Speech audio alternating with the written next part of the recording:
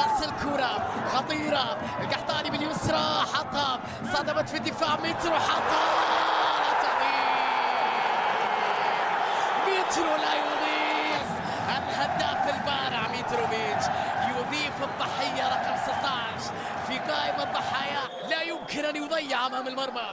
نشوفها من القحطاني باللمسة الأولى، صدمت في الدفاع، لقد تركوا مترو في مكان لوحده، هذه عادة، تركوه لوحده وبظهره إلى المرمى، وسجل بطريقة هائلة رائعة دون أن يرى المرمى، حافظ زوايا مرمى الخصم بشكل رائع جدا، لا داعي لأن أنظر إلى مرمى ضبك، الكرة بالراس سامعها في الشباك.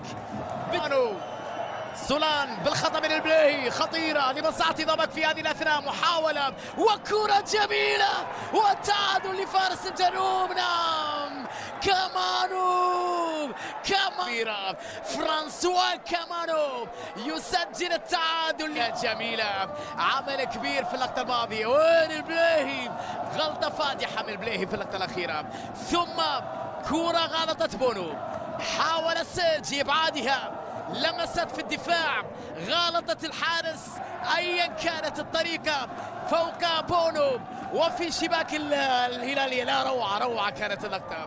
ولا الجهات اليمنى يهاجمون، يتقدمون، يحاولون، جميله، الله الله،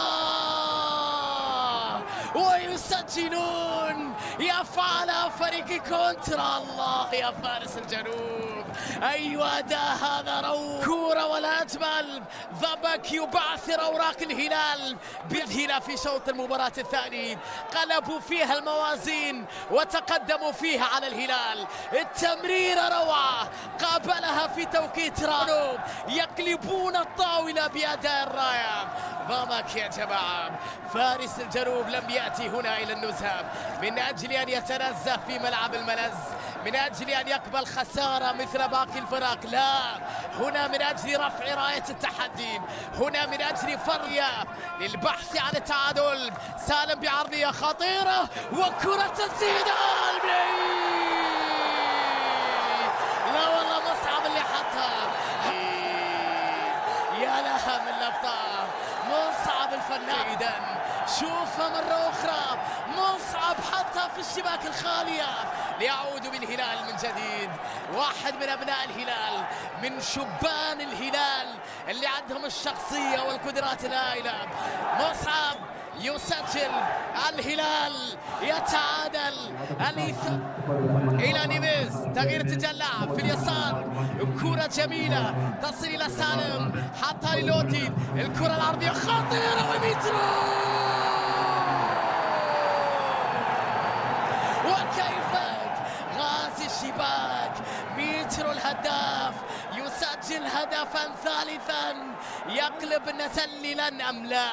لقطة تثير بعض الجدل في ملعب الملز. هنا في هذه اللقطة نيفيز، هنا ميترو متسلل، هذه كرة وصلت من سالم إلى لودي، هنا ميترو غير متسلل، وبعد ذلك الهجمة استمرت والهدف سجله ألكسندر ميتروفيتش. في الثانية لم يكن كذلك، الهدف اللي سجله ميترو الرابع له في مباراتين هذا الموسم.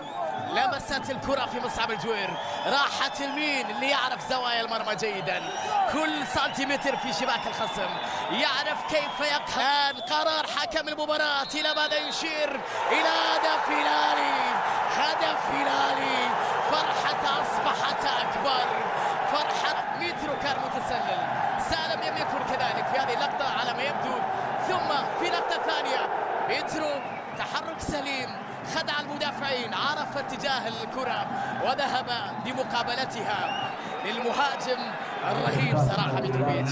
الهلال يضرب بالهدف. فهمتي؟ صافي يا سيدي، مرحبا مرحبا بيانفوني.